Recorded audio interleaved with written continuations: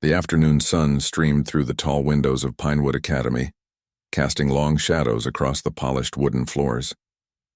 11-year-old Andre Wilson clutched his backpack straps tightly as he followed the school secretary down the hallway. The walls were lined with framed photographs of student orchestras and famous musicians who had once walked these same corridors. Andre's eyes lingered on each face, searching for someone who looked like him but finding none. "Your mother has done well to get you enrolled mid-semester," the secretary said over her shoulder. "We rarely accept transfer students after the school year begins." Andre nodded silently. He knew exactly what his mother had sacrificed to get him here. After moving to this new neighborhood across town, she had taken on extra night shifts at the hospital to afford the academy's fees. He had overheard her on the phone late one night, voice breaking as she told his grandmother, "This school could open doors for him. Music is all he thinks about." They stopped outside a door marked Piano Studio 3.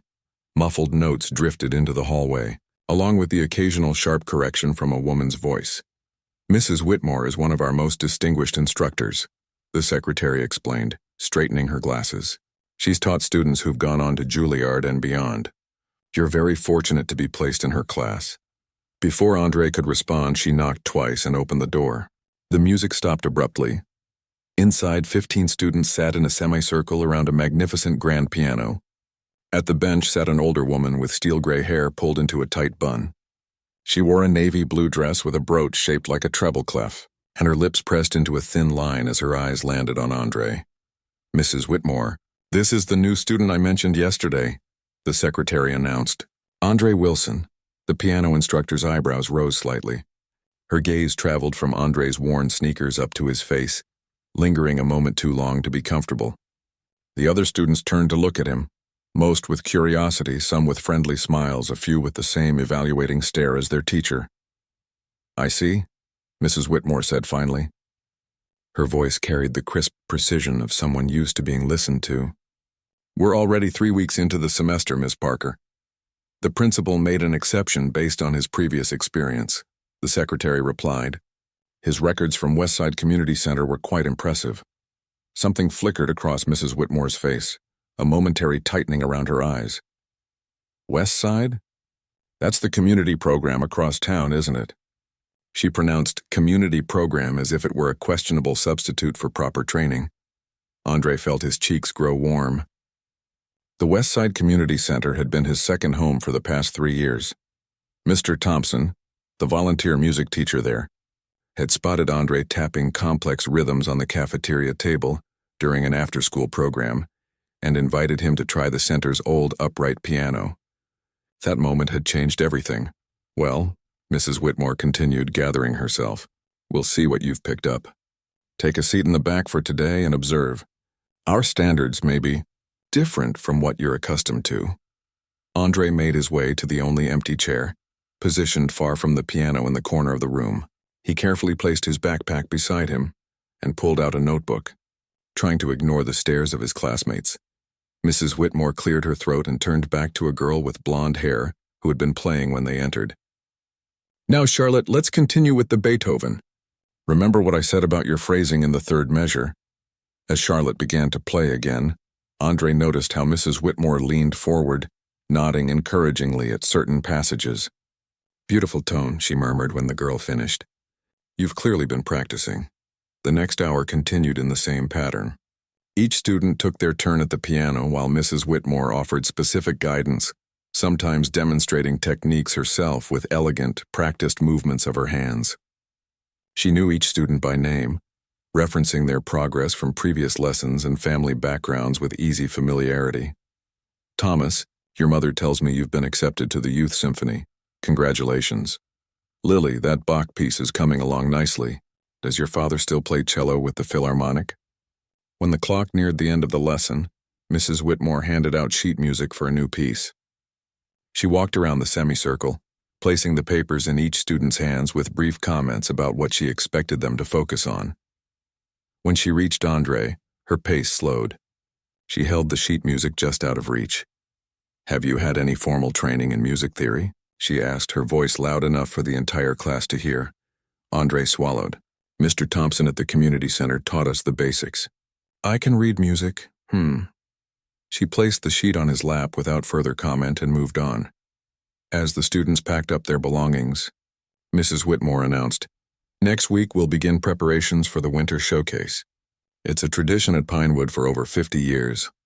Only our most dedicated and technically proficient students will be selected to perform." Her eyes swept across the room, deliberately skipping over Andre. A few students exchanged glances. The bell rang, and chairs scraped against the floor as everyone stood to leave. Andre carefully placed the new sheet music in his folder, noticing it was Mozart's Eine kleine Nachtmusik, a piece he had practiced countless times on the community center's piano. As the room emptied, a boy about Andre's age approached him. He had warm brown eyes and a friendly smile. "Hey, I'm David," he said, extending his hand. "Don't worry about Mrs. Whitmore, she's tough on everyone at first." Andre shook his hand. "Thanks, is she always so intense?" David finished with a small laugh. "Yeah, pretty much. But she's actually an amazing teacher once you get past all that. My older sister had her too, and now she's studying at a conservatory in New York." From across the room, Mrs. Whitmore called out, "David, your mother is waiting in the lobby." David rolled his eyes good-naturedly. "Gotta go. See you tomorrow?" "Yes, see you," Andre replied, feeling slightly lighter. As David left, Andre found himself alone in the classroom with Mrs. Whitmore, who was organizing papers at her desk, pointedly not looking in his direction. He shouldered his backpack and headed for the door. "Mr. Wilson," she called just as he reached the threshold. Andre turned. "Yes, ma'am." Mrs. Whitmore's face was unreadable. Pinewood Academy has maintained a standard of excellence for generations. Not everyone is equipped to meet those standards regardless of enthusiasm. Andre felt a familiar tightness in his chest but kept his expression neutral. His mother had prepared him for this, had sat him down the night before and explained that some people would see his skin before they saw his talent. "I understand, Mrs. Whitmore," he said quietly, "but I'm here to learn." Something like surprise crossed her features before she composed herself. "We'll see," was all she said before turning back to her desk. Outside in the hallway, Andre took a deep breath. Through the window, he could see his mother's car waiting in the pickup line. She had managed to get an hour off from her shift to drive him home on his first day. The weight of her sacrifice pressed on his shoulders. She believed in him enough to work extra hours, to move them to a new neighborhood, to fight for his place at this prestigious school. And in that moment, Andre made a promise to himself. He would show Mrs. Whitmore and everyone else exactly what he could do, not just for himself, but for his mother who had given up so much. As he walked toward the exit, his fingers unconsciously tapped out the rhythm of Mozart's melody against his leg. Tomorrow would be another day, another chance to prove himself. And soon enough, they would all hear what music truly meant to him. The week crawled by painfully slow for Andre. Each day in Mrs. Whitmore's piano class felt like walking through a room where he was invisible. While other students received careful attention and guidance, Andre sat in his corner seat, raising his hand occasionally with questions that went unacknowledged. "Mrs. Whitmore, could you explain the fingering for this passage?" he asked during Thursday's lesson. She had looked right through him before turning to help Charlotte with the exact same section. "Notice how your fourth finger needs to stretch here," she demonstrated, her voice warm and patient. That's the proper technique for this piece. Andre had simply written down her instructions in his notebook, determined to practice twice as hard at home. His mother noticed his quietness at dinner that evening. "How was school today?" she asked, serving him an extra spoonful of mac and cheese, his favorite comfort food. Andre pushed the pasta around his plate. "It's fine. Just fine." His mother's eyes, tired from her hospital shift, still managed to see right through him. "You used to come home from the community center talking nonstop about what Mr. Thompson taught you." "Pinewood is different," Andre mumbled. His mother reached across the table and placed her hand over his. "Different doesn't mean better, sweetie. And it doesn't mean you don't belong there." Andre nodded, not wanting to worry her with the truth. That Mrs. Whitmore had spent 5 days pretending he didn't exist. That some students whispered when he walked into the room. That he felt like an outsider in a world where everyone else seemed to know the unwritten rules. "I just need time to adjust," he said, forcing a smile. That night, after his mother left for her night shift, Andre sat at the second-hand keyboard they'd bought from a thrift store 3 years ago. The keys were slightly yellowed and a few notes in the higher register stuck occasionally, but it had been his gateway to music. He played through the Mozart piece Mrs. Whitmore had assigned, then moved on to the Chopin nocturne he'd been teaching himself from YouTube tutorials. His fingers danced across the keys as moonlight spilled through the apartment window. In these quiet moments, with just himself and the music, nothing else mattered. Not Mrs. Whitmore's cold stares, not the whispers of his classmates. Music had been his escape since his father left when he was 7. On the worst nights, when his mother cried quietly in her room thinking he couldn't hear, Andre would put on his headphones and lose himself in classical recordings. He'd close his eyes and imagine his fingers creating those same beautiful sounds. By the time Monday arrived, Andre had practiced the Mozart piece until he could play it with his eyes closed. He arrived early to class, heart pounding with determination. Today would be different. Today he would show what he could do. The classroom slowly filled with students. David waved at him from across the room, one of the few friendly faces in the class. Mrs. Whitmore entered last, her posture perfect as always, sheet music organized neatly in her arms. "Good morning, everyone," she announced. "Today we'll begin evaluations for the winter showcase. Each of you will perform your assigned piece and I'll provide feedback on your readiness." Andre sat up straighter. This was his chance. Mrs. Whitmore consulted her clipboard. "Charlotte, you'll begin." One by one, students approached the grand piano. Some played confidently, others stumbled through difficult passages. Mrs. Whitmore took notes, occasionally interrupting with specific instructions. "Remember to lift your wrist here," or "your tempo is rushing in the middle section." As the lesson progressed, Andre noticed she wasn't calling names in alphabetical order. Yet the list of remaining students dwindled. His palms grew sweaty. Would she skip him entirely? Finally, after Thomas finished a somewhat shaky rendition of a Bach minuet, Mrs. Whitmore set down her clipboard and stood. "That concludes our evaluations for today. Those who need significant improvement," her eyes flicked briefly toward Thomas, who looked down at his shoes, "should focus on the sections I've marked in your music before our next class." Andre couldn't stop himself. "Mrs. Whitmore, I haven't played yet." The room fell silent. Several students turned to look at him, surprise evident on their faces, as if they'd forgotten he was there too. Mrs. Whitmore's lips thinned to a tight line. "Ah, yes, Mr. Wilson." She said his name like it was an afterthought. "I wasn't sure you were prepared given your background." Heat rose to Andre's cheeks, but he kept his voice steady. "I've practiced the Mozart piece every day. Have you now?" Mrs. Whitmore's eyebrow arched. She glanced at the clock on the wall. "Well, we have a few minutes remaining. Let's see what you've managed to learn." The way she said it made it clear she expected little. Andre felt the eyes of every student on him as he walked to the piano. His legs felt strangely disconnected from his body, but his fingers were steady as he positioned them over the keys. "Since you seem so interested in participating," Mrs. Whitmore said, her voice carrying a hint of something that made Andre's stomach tighten, "why don't we try something more challenging than Mozart?" She reached around him, removing his sheet music and replacing it with a different piece. Andre looked down at the unfamiliar notes, his heart sinking. "Chopin's Nocturne, Opus 9, No. 2, she announced to the class. "A piece that requires not merely technical proficiency, but emotional depth and years of proper classical training." Andre stared at the music. The title was familiar. It was one of the pieces he'd heard on a classical radio station his mother played during dinner. He'd looked it up once, watched a few videos of performances, but never attempted to play it himself. The sheet music before him now looked impossibly complex. Mrs. Whitmore smiled thinly. "Perhaps this will help you understand that some traditions require proper background and education. Not everything can be picked up at a community center." A few students shifted uncomfortably in their seats. David frowned slightly, looking between Andre and the teacher.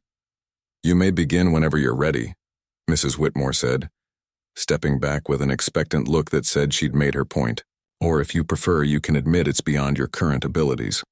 There's no shame in recognizing one's limitations." Andre looked down at his hands resting on the pristine white keys of the grand piano, so different from his worn keyboard at home.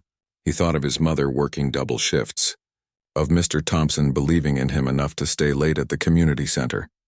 Of all the nights he'd fallen asleep with classical music in his ears, he took a deep breath. "I'd like to try," he said quietly. Mrs. Whitmore's smile didn't reach her eyes. Very well. Andre studied the sheet music for a moment, trying to get a feel for the piece. The first few measures seemed straightforward enough. He could sight read those. Beyond that, he'd have to improvise. He placed his fingers on the keys and began to play. The opening notes came tentatively at first, his eyes moving frantically between the sheet music and his hands. But then something strange happened. As the melody unfolded, he realized he knew this piece better than he thought. He'd listened to it countless times, his mind unconsciously absorbing the patterns, the emotional waves, the gentle rises and falls of the music. His fingers found the keys almost instinctively, and he stopped looking at the sheet music altogether. He closed his eyes, letting the music flow through him. The piece was about longing, about beauty found in melancholy, about hope that shimmers just beyond reach. He understood those feelings. They had been his companions for years. The classroom disappeared. There was only the music, speaking a language more honest than words. When Andre finally played the last delicate notes, allowing them to fade into silence, he opened his eyes. The classroom remained perfectly still. David's mouth hung slightly open. Thomas blinked rapidly as if coming out of a trance. And Mrs. Whitmore stood frozen, her clipboard hanging limply at her side. Her face had drained of color, and for the first time since Andre had met her, she seemed at a complete loss for words. The bell rang, shattering the silence. No one moved. Then from the back of the room, someone began to clap. It was David. Others joined in, hesitantly at first, then with growing enthusiasm. Charlotte was smiling. Even Thomas nodded approvingly. Mrs. Whitmore snapped her clipboard against her chest, cutting off the applause. "That will be all for today," she said, her voice slightly higher than usual. Class dismissed. As the students gathered their belongings, many glanced at Andre with new interest. David gave him a thumbs up as he headed for the door. "Dude, that was incredible," he whispered. "How did you learn to play like that?" Before Andre could answer, Mrs. Whitmore called out, "Mr. Wilson, a word, please." David shot him a sympathetic look before leaving. Soon, Andre found himself alone with Mrs. Whitmore for the second time. She busied herself organizing sheet music, not looking at him. "That was unexpected," she finally said. Andre waited, unsure how to respond. "Who taught you to play that piece?" she asked sharply, finally meeting his eyes. "No one, ma'am," Andre answered truthfully. "I've heard it many times, but I've never played it before today." Mrs. Whitmore's eyes narrowed slightly, as if trying to catch him in a lie. "That's impossible. No one plays Chopin like that without training." Andre thought about trying to explain, about the hours listening to classical radio while doing homework, about teaching himself chords on a keyboard with missing keys, about music being the one constant in a life full of changes, but he doubted she would understand. "I practice a lot," he said simply. Mrs. Whitmore studied him for a long moment, something unreadable shifting in her expression. "Tomorrow," she said finally, "you will play Mozart as originally assigned. We'll see if today was a fluke." Andre nodded and turned to leave, his heart lighter than it had been in days. As he reached the door, Mrs. Whitmore spoke again. "And Mr. Wilson?" "Yes, ma'am?" "Do not be late for class." It wasn't praise. It wasn't an apology, but it was acknowledgement, and for now that was enough. Word spread quickly through Pinewood Academy. By lunchtime the next day, students from other classes were staring at Andre in the hallways. Some whispered behind their hands, while others smiled or nodded in his direction. In the cafeteria, he sat alone until David appeared, tray in hand, with two other students from their piano class. "Mind if we join you?" David asked, already sliding onto the bench across from Andre. "Go ahead," Andre replied, surprised but pleased. "This is Lily and Thomas," David said, gesturing to the others. Andre recognized Thomas as the boy who had played just before him yesterday. "That was amazing what you did in Whitmore's class," Lily said, her voice filled with genuine admiration. "I've been working on that Chopin piece for months and still can't play it half as well as you did." Thomas nodded in agreement. "I recorded some of it on my phone. Hope you don't mind." He looked a bit sheepish. "I've already got like 50 views in our school group chat." Andre nearly choked on his milk. "You recorded it?" "Everyone's talking about it," David explained. "Nobody has ever seen Mrs. Whitmore speechless before. It was historic." Andre wasn't sure how to feel about this sudden attention. Part of him was proud that his playing had impressed his classmates, but another part felt uncomfortable being the center of so much focus. "I just played the music," he said with a shrug. "That's the thing." Lily leaned forward, her voice dropping conspiratorially. "You didn't just play it, you felt it. Even Mrs. Whitmore could tell the difference." Speaking of the dragon lady, Thomas glanced over Andre's shoulder. "Don't look now, but she's watching you." Of course, Andre immediately turned around. Across the cafeteria, Mrs. Whitmore stood with a group of teachers. While they chatted among themselves, her eyes were fixed on Andre's table. When their gazes met, she didn't look away. Instead, she gave him a small, tight nod before turning back to her colleagues. "That's weird," David said. "She usually eats in the faculty lounge." "Maybe she's making sure I don't spontaneously break into Beethoven's Fifth on the lunch tables," Andre joked, trying to lighten the moment. They all laughed, and the conversation shifted to the upcoming winter showcase.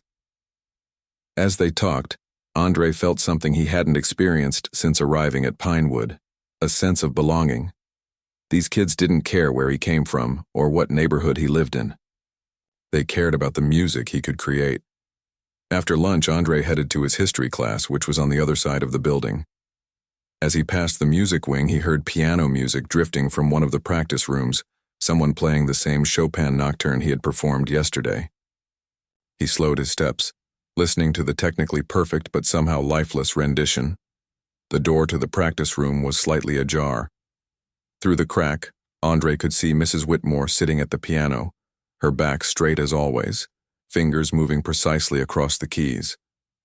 She reached the section where the melody soared, where Andre had closed his eyes and let the music take flight. But her version remained earthbound, each note played exactly as written on the page.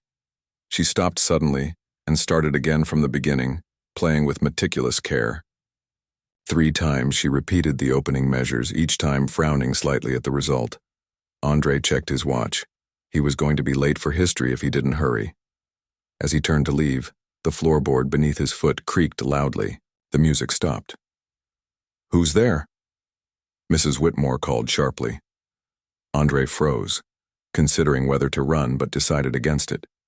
Slowly, he pushed the door open. "I'm sorry, Mrs. Whitmore. I was just passing by and heard the music." She stared at him, her hands still positioned over the keys. For a moment, she looked almost embarrassed to be caught practicing. "You're going to be late for your next class, Mr. Wilson," she said finally. "Yes, ma'am." He turned to go. "Wait."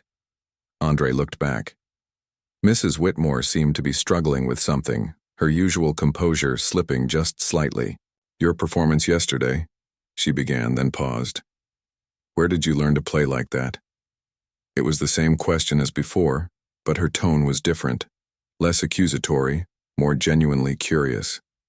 "My mom works a lot," Andre explained. "When I was little, she'd play classical radio to help me fall asleep. I guess I just heard so much of it that the music got into my head. When I started learning piano at the community center, some of the pieces already felt familiar." Mrs. Whitmore's eyebrows lifted slightly. "You have an ear for it, a natural talent." She said this as if admitting something that surprised even herself. But talent alone isn't enough. Without proper technique and training, even the most gifted musicians hit walls they cannot break through. Andre nodded, unsure where this was going. Mrs. Whitmore straightened her back, seeming to come to a decision. "I expect to see you in class this afternoon, Mr. Wilson. Don't be late." "No, ma'am, I won't." As he hurried to history, Andre replayed the strange encounter in his mind. Had that almost been a compliment from Mrs. Whitmore? And why was she practicing the same piece he had played?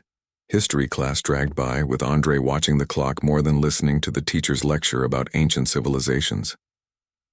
When the bell finally rang, he was the first out the door, practically running to piano class. He arrived out of breath, only to find the classroom empty except for Mrs. Whitmore, who was arranging sheet music on stands. "You're early, Mr. Wilson," she said without looking up. "I didn't want to be late," he replied, taking his usual seat in the back corner. To his surprise, Mrs. Whitmore frowned. "Not there." Take a seat closer to the front today. You'll need to see the demonstration clearly. Confused but hopeful, Andre moved to an empty chair in the second row. As other students filed in, many did double takes, seeing him seated near the front. David gave him a questioning thumbs up as he took his own seat. Once everyone had arrived, Mrs. Whitmore cleared her throat for attention. Today, we will be discussing interpretation versus technical execution. Both are essential components of musicianship. She surveyed the class. Yesterday, we heard several different approaches to assigned pieces. Some were technically precise but lacked emotional depth. Others, her eyes flickered briefly to Andre, showed natural interpretive instincts but would benefit from refined technique. She turned to the piano and played a short passage from a piece Andre didn't recognize. "This is how it's written," she explained. Then she played it again, with subtle differences in timing and emphasis. "And this is how it's felt." For the next hour, Mrs. Whitmore conducted the most engaging class Andre had experienced at Pinewood. She called on different students to play the same short passage, guiding them to find the emotional core of the music while maintaining technical control. When Andre's turn came, he approached the piano with less nervousness than before. The passage was from a Mozart sonata he hadn't played before, but after hearing it several times he had a feel for its character. Playful and light, like sunlight dancing on water. He played it once, following the notes exactly. Then, without being asked, he played it again, adding his own interpretation, a slight lingering on certain notes, a gentle acceleration through others, bringing out a hidden melody in the left hand that others had missed. When he finished, he looked up to find Mrs. Whitmore watching him with an unreadable expression. "That," she said to the class, "is what we're aiming for, the perfect balance of technical precision and emotional truth." She didn't smile exactly, but her usual sternness had softened. "Well done, Mr. Wilson." After class, as students gathered their belongings, Mrs. Whitmore called out, "Mr. Wilson, please stay behind." David shot him a questioning look on his way out. "Meet you at the bus stop?" he asked. Andre nodded, then approached Mrs. Whitmore's desk, wondering what this was about. She waited until the last student had left before speaking. "Your performance yesterday has created quite a stir in the school," she began. "Principal Bennett has heard about it and has asked to see you play at next week's assembly." Andre's eyes widened. "The whole school?" "Yes. It's unusual for a new student to be featured so prominently, but circumstances are unusual." She shuffled some papers on her desk. "You'll need proper preparation. Your raw talent is evident, but for a formal performance, every detail matters." She looked up, meeting his eyes directly. "I'm offering you additional lessons. After school, 3 days a week. We'll refine your technique and prepare an appropriate piece for the assembly." Andre couldn't believe what he was hearing. Private lessons with Mrs. Whitmore were usually reserved for the most promising students, those being groomed for music conservatories. "Why?" he asked before he could stop himself. Mrs. Whitmore looked taken aback by the question. "Why what? Why help me now?" "After," he trailed off, not wanting to put into words the way she had treated him since his arrival. Mrs. Whitmore was silent for a long moment. She seemed to be weighing her response carefully. "Because talent deserves nurturing," she said finally. "Regardless of where it comes from." It wasn't quite an apology, but something in her tone acknowledged the unfairness of her previous behavior. "What about the winter showcase?" Andre asked. "One step at a time, Mr. Wilson. Let's see how you handle the assembly first." Andre thought about his mother, how proud she would be to hear he'd been selected to play at an assembly. He thought about all the nights practicing on his old keyboard, dreaming of a chance like this. "Thank you," he said. "I'd like that." Mrs. Whitmore nodded crisply, back to her usual businesslike manner. "We'll begin tomorrow, 3 o'clock sharp." As Andre left the classroom, he felt a strange mixture of emotions: pride, excitement, and a lingering sense of caution.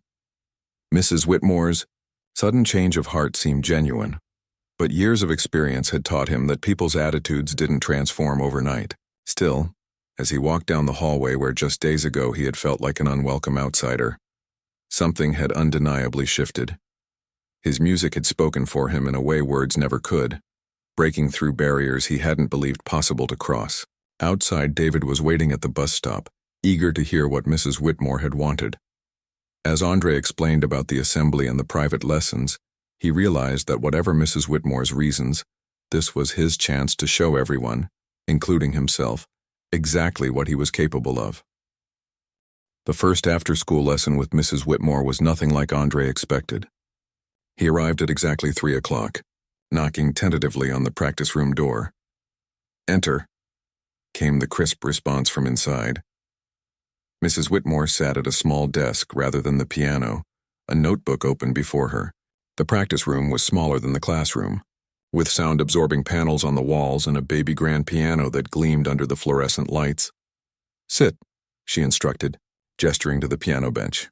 Andre did as told, placing his backpack carefully on the floor beside him. "Before we begin, I need to understand your background more thoroughly," she said, pen poised over her notebook. "You mentioned a community center. Tell me about your instruction there." Andre shifted uncomfortably. Mr. Thompson volunteered there 3 days a week. He taught basics to anyone who wanted to learn. "And how many students did he typically teach at once?" "Usually about 12 of us, all different ages and levels." Mrs. Whitmore's eyebrows rose slightly. "All at the same time? How did that work?" Andre explained how they would take turns on the center's old upright piano, while others practiced finger positions on paper keyboards. How Mr. Thompson would move between students, spending 5 or 10 minutes with each before moving to the next. "And how often did you practice outside these lessons?" she asked. "Every day," Andre said without hesitation. "We weren't allowed to use the center's piano outside of lesson times, so I practiced at home." "On what instrument?" "A keyboard. It's pretty old and some keys stick, but it works okay for practice." Mrs. Whitmore made a note in her book. "And you've never had private instruction? No theory classes? No formal recitals?" Andre shook his head. She set down her pen and studied him with an intensity that made him want to look away. But he held her gaze. "What you have," she said finally, "is both extraordinary and concerning." "Concerning?" "You've developed remarkable instincts with virtually no formal guidance." "That's rare. But you've also undoubtedly developed habits that may limit your growth." She stood and moved to the piano. "Show me your hand position." "Play a C major scale." For the next hour, Mrs. Whitmore focused entirely on technique, hand position, finger strength, wrist movement. She corrected the angle of his fingers, the way he held his shoulders, even his posture on the bench. It was exacting, sometimes frustrating work, completely different from the freedom he felt when playing pieces he loved. "Again," she would say, demonstrating the proper technique. "Watch my wrist. See how it remains flexible but not loose. Try again." By the end of the session, Andre's fingers ached and his brain felt foggy from concentrating so intensely on movements that he usually performed without thinking. "You have a solid foundation," Mrs. Whitmore concluded as their time ended. "Better than I expected given your circumstances. But there's significant work to be done before the assembly next week." "What will I be playing?" Andre asked, flexing his tired fingers. "We'll decide that once I've assessed your capabilities more thoroughly." She closed her notebook. "For now, practice the exercises I've shown you. 20 minutes daily, focusing on technique rather than expression." "Can you do that?" Andre nodded, though the thought of practicing mechanical exercises instead of actual music wasn't particularly exciting. "Same time tomorrow." "Then," she said, effectively dismissing him, as Andre gathered his things. Mrs. Whitmore added, almost as an afterthought, "You have good hands for piano. Long fingers, natural dexterity. Some things can't be taught." It wasn't exactly warm praise, but coming from Mrs. Whitmore it felt significant. "Thank you," Andre replied, surprised. She nodded briskly and returned to her notes. Outside, the school hallways were mostly empty, the afternoon sun casting long shadows through the windows. As Andre headed toward the exit, he heard voices coming from the music department office, one of them unmistakably Mrs. Whitmore's, though he had just left her in the practice room. Confused, he slowed his steps. "I don't understand your sudden interest in this boy, Eleanor," a male voice was saying. It took Andre a moment to recognize it as Principal Bennett's. "He has remarkable natural ability." Mrs. Whitmore's recorded voice replied. With proper training, he could be one of our most accomplished students. Andre realized they must be watching the video Thomas had taken of his Chopin performance. It's impressive. Certainly, the principal conceded. But featuring a new student at the assembly is unusual. There are others who have waited years for such an opportunity. None with his raw talent, Mrs. Whitmore insisted. You know I don't say that lightly. There was a pause before the principal spoke again. This wouldn't have anything to do with what happened in your class on Monday. The rumors have spread quite widely. What rumors? Mrs. Whitmore's voice had a defensive edge. That you deliberately gave him an impossible piece to humiliate him, and he played it perfectly. Andre's chest tightened. He shouldn't be listening to this, but he couldn't make himself walk away. That's a gross mischaracterization, Mrs. Whitmore said sharply. I was testing his abilities. That's my job. And now you're offering him private lessons, the principal continued. Some might see that as compensating for something. I don't care what some might see, Mrs. Whitmore snapped. I care about nurturing exceptional talent. That's what Pinewood stands for, isn't it? Or has that changed during my 26 years here? Andre backed away quietly, not wanting to hear more. His mind raced as he walked home instead of taking the bus, needing time to process what he'd overheard. Was Mrs. Whitmore truly interested in his talent, or just trying to save face after what happened in class? Did it matter? If it meant he got the training he'd always dreamed of? By the time he reached his apartment building, the sun was setting, painting the sky in vibrant oranges and pinks. He found his mother in the kitchen, still in her hospital scrubs, preparing dinner. You're late, she said, looking up from chopping vegetables. I was getting worried. Sorry, I had a piano lesson after school. His mother's eyebrows rose. A lesson? With who? Mrs. Whitmore. Andre set his backpack down and washed his hands at the sink. She's helping me prepare for the school assembly next week. I'm going to perform. His mother's face lit up. Andre, that's wonderful. She wiped her hands on a towel and pulled him into a tight hug. I knew you'd show them what you can do. Andre hugged her back, not mentioning what he'd overheard. No need to dim her happiness with complications she couldn't fix. Can you get the night off to come? He asked. Wild horses couldn't keep me away, she promised. I'll talk to Nancy about switching shifts tomorrow. As they prepared dinner together, Andre told her about his day, the technical exercises, Mrs. Whitmore's exacting standards, the compliment about his hands. His mother listened attentively, asking questions and beaming with pride. Sounds like she knows what she's doing, she said, as they sat down to eat, even if her approach is different from what you're used to. She's intense, Andre admitted, but I think I can learn a lot from her. Just remember, his mother said, reaching across the table to squeeze his hand. She's lucky to teach you too. Don't let anyone make you feel otherwise. The next few days fell into a new rhythm, regular classes during the day, where Andre now sat near the front in piano class and participated actively. After school, the private sessions with Mrs. Whitmore continued. Grueling, precise work on technique, gradually expanding to include pieces they might select for the assembly. By Thursday, they had narrowed it down to two options. A Debussy piece that showcased Andre's natural feel for emotional expression, or a Mozart sonata that would demonstrate his developing technical precision. The Debussy speaks to your strengths, Mrs. Whitmore observed, as Andre played through a particularly challenging passage. But the Mozart would show how quickly you're advancing technically. Which would you choose? Andre asked. Mrs. Whitmore considered for a moment. The piece that means the most to you will be the one you play best. It was the first time she had asked for his opinion, rather than simply directing him. The Debussy, he said without hesitation. It reminds me of rain on windows. My mom and I used to sit by our apartment window during storms, making up stories about the raindrops racing down the glass. Something softened briefly in Mrs. Whitmore's expression. The Debussy it is, then. As they worked through the piece measure by measure, Andre found himself wondering about his teacher. What had made her so rigid, so quick to judge? Had she always been this way? Or had something hardened her over the years? During a short break, he gathered his courage to ask a personal question. How long have you been playing piano, Mrs. Whitmore? She looked surprised by the inquiry. Since I was 4 years old. Did you always want to be a teacher? She hesitated, as if deciding whether to engage in this conversation. No, I trained at Juilliard. I had aspirations of being a concert pianist. What happened? Mrs. Whitmore's fingers traced an invisible pattern on the music stand. Life happened. Choices were made. She straightened her shoulders. Teaching has its own rewards.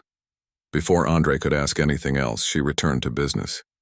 From the beginning of the third movement, and mind your phrasing in measure 27. On Friday afternoon, when Andre arrived for his lesson, the practice room was empty. He waited 5 minutes, then 10. Mrs. Whitmore was never late. Just as he was considering whether to look for her, the door opened. Mrs. Whitmore entered, followed by Principal Bennett. "Ah, Mr. Wilson, good. You're punctual." Mrs. Whitmore gestured to the principal. "Mr. Bennett would like to hear your assembly piece before approving the program." Andre's stomach nodded. He hadn't expected an audience yet, especially not the principal. "Don't be nervous," Principal Bennett said, noticing Andre's expression. "Just pretend I'm not here." Easier said than done, Andre thought as he positioned himself at the piano. The Debussy piece was coming along well, but there were still passages where he hesitated, transitions that weren't smooth. He placed his fingers on the keys, took a deep breath, and began to play. At first, he was acutely aware of the principal watching, of Mrs. Whitmore's critical ear catching every minor flaw. But gradually, as always happened when he played, the music transported him. The practice room disappeared. There was only the sound of rain on windows, of stories told in the soft light of a storm. When he finished, he looked up to find both adults watching him intently. Principal Bennett cleared his throat. "Well, Mrs. Whitmore, you weren't exaggerating. That was quite remarkable." "Thank you, sir," Andre said quietly. "The assembly is approved." The principal continued. Tuesday morning after announcements. He turned to leave, then paused at the door. "You found quite a student, Eleanor."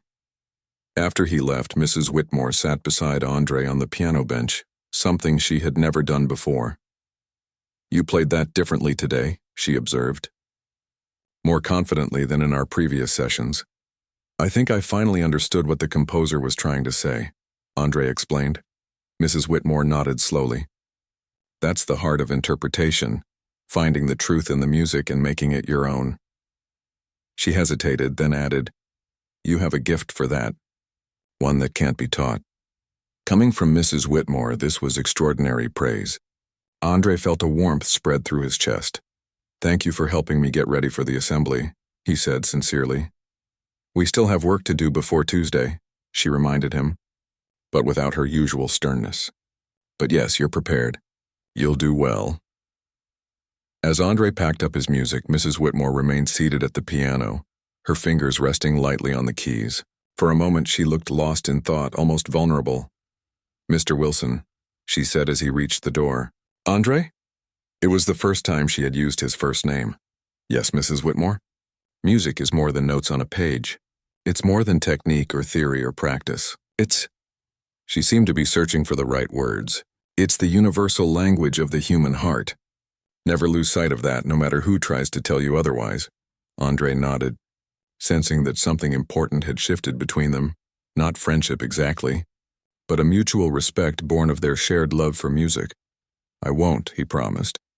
As he left Pinewood that afternoon, walking through hallways that no longer felt alien or unwelcoming, Andre realized that in just 2 weeks his world had transformed. He had proven himself not just to Mrs. Whitmore or his classmates, but to himself. Whatever happened at Tuesday's assembly, that knowledge couldn't be taken away.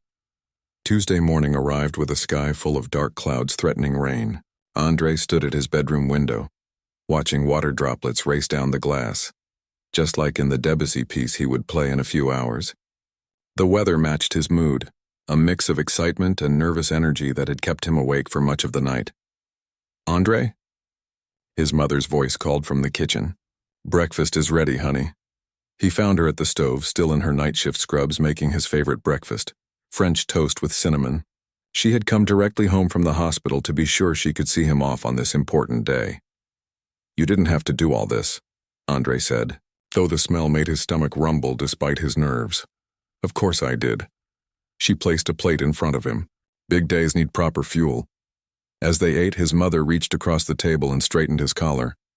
"I've arranged to be in the audience. Nancy is covering the first 2 hours of my shift. You'll be there?" Andre hadn't expected this. His mother rarely got time off work, especially on weekdays. Wild horses, remember? She smiled, though the tiredness showed around her eyes. I wouldn't miss it for anything. On the bus ride to school, Andre ran through the Debussy piece in his mind, his fingers tapping silently on his knees. David sat beside him, talking excitedly about the assembly. "Half the school is coming just to hear you play," he said. "Thomas's video has like 300 views now." Andre tried to smile, but his stomach clenched at the thought of so many people watching him. Playing in class was one thing. Playing for the entire school was something else entirely. "You'll be amazing," David assured him, noticing his expression. "You already proved that to everyone." At school, Andre went straight to the music wing.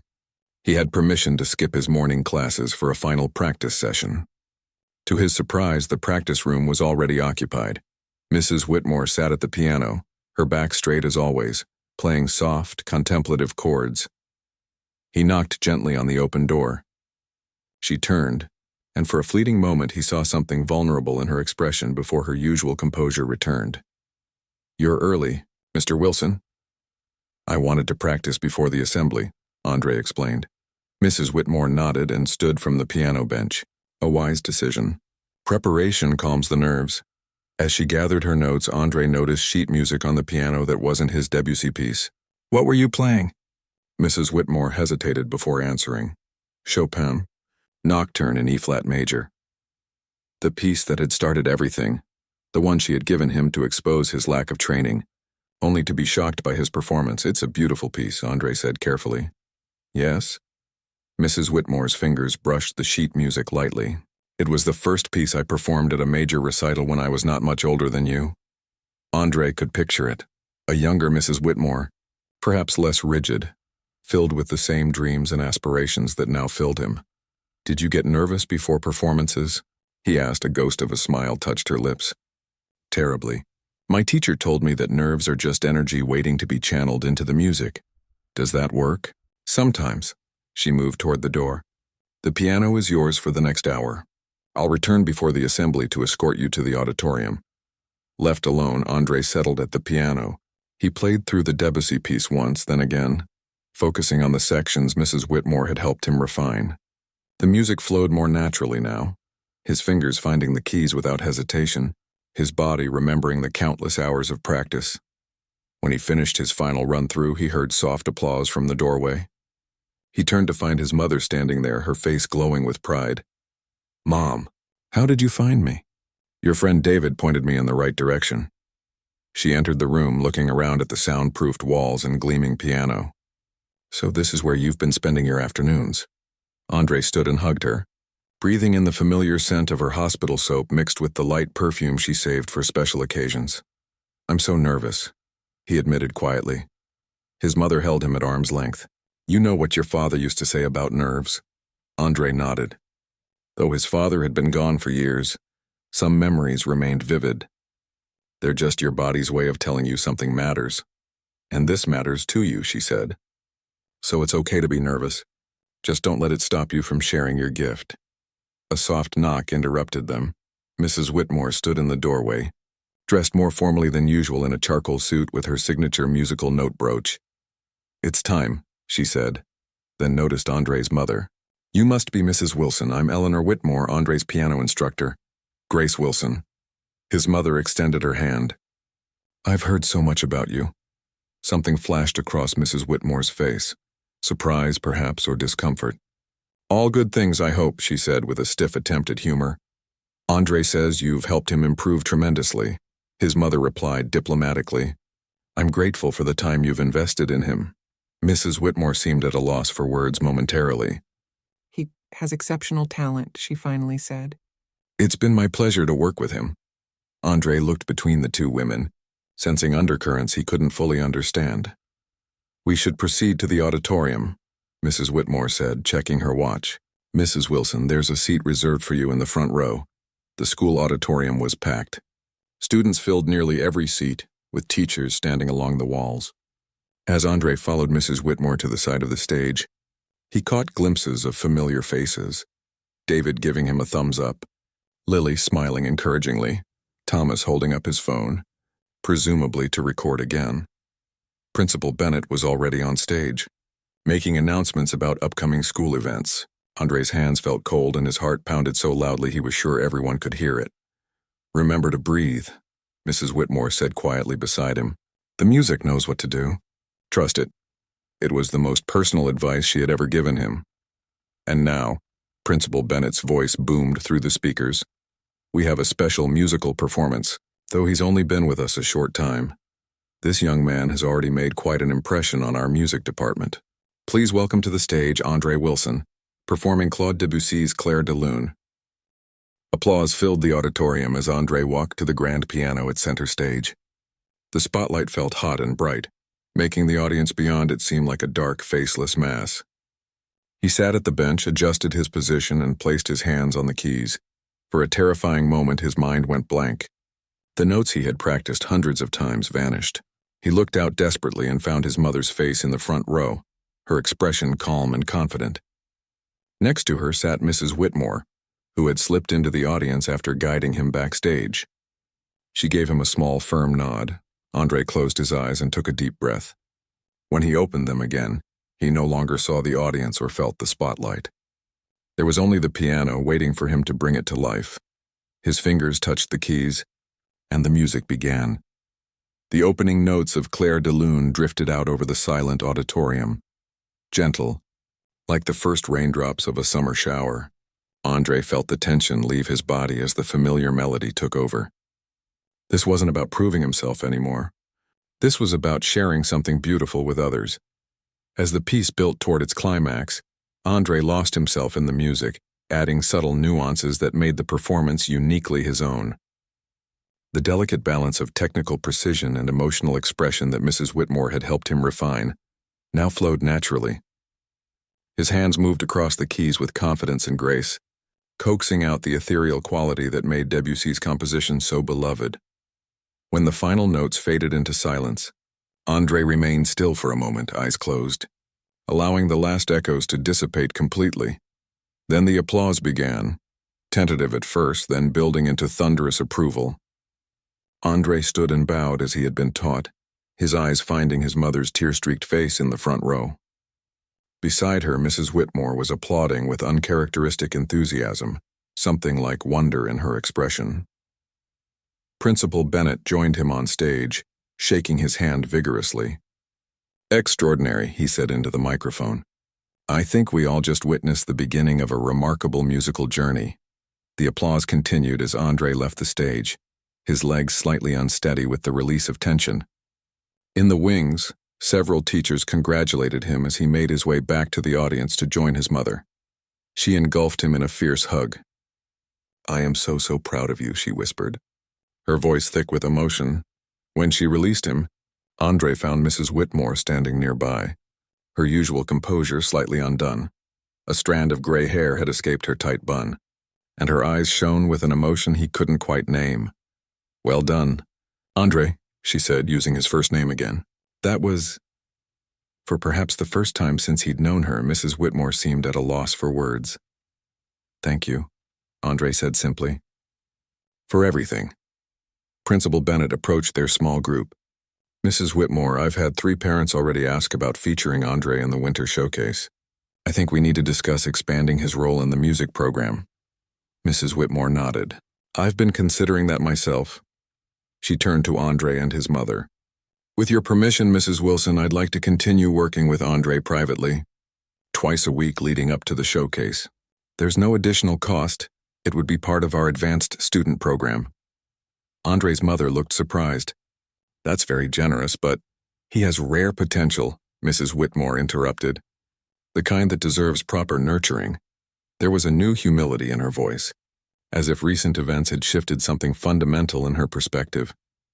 His mother looked at Andre questioningly, leaving the decision to him. "I'd like that," Andre said, "if you're sure you want to teach me." "I'm sure," Mrs. Whitmore said firmly. "I think we have much to learn from each other." As the assembly concluded and students filed out of the auditorium, Andre found himself surrounded by classmates offering congratulations. David clapped him on the shoulder, Lily gushed about his dynamics, and Thomas showed him the new recording that was definitely going viral. Through it all, Andre caught glimpses of Mrs. Whitmore speaking intently with his mother, both women gesturing occasionally in his direction. Whatever walls had existed between them seemed to be slowly coming down. Later that afternoon, as Andre sat in his regular piano class, he noticed the difference immediately. Mrs. Whitmore called on him just as she did other students, neither singling him out nor ignoring him. When he answered a question about musical notation, she nodded approvingly. "Precisely right, Mr. Wilson." As class ended, she announced, "The sign-up sheet for winter showcase auditions will be posted next week. I encourage all of you to consider participating." Her eyes met Andre's briefly. "Remember that music speaks what cannot be expressed in words. It's our responsibility as musicians to honor that voice, regardless of where we come from or how we began our journey." Walking home that evening with his mother, Andre felt a lightness he hadn't experienced in months. The rain clouds had cleared, leaving behind a crisp, clean sky painted with the golden hues of sunset. "Something changed in her," his mother observed. "You're Mrs. Whitmore. She told me she's never had a student with your natural intuition for music." Andre smiled. "She's not so bad once you get past the scary teacher part," his mother laughed. "People can surprise you. Sometimes they just need something, or someone, to help them see past their own limitations." As they reached their apartment building, Andre looked up at the window of their unit, imagining his keyboard waiting inside. It seemed small and inadequate now after weeks on the grand pianos at Pinewood. Yet it had been the beginning of everything. "Mom," he said as they climbed the stairs, "I think I know what I want to do with my life." She smiled knowingly. "I think I've always known, sweetie, ever since you were little, tapping rhythms on everything you could reach." Later that night, Andre sat at his keyboard, playing softly so as not to disturb the neighbors. The piece that flowed from his fingers wasn't Debussy or Chopin or any of the classical compositions he'd been studying. It was something new, something that spoke of challenges overcome and barriers broken, of music that could build bridges between worlds that seemed impossibly far apart. It was his own voice finding its way note by note, measure by measure. And in that simple melody, born in a small apartment on a second-hand keyboard, lay the promise of all that was yet to come.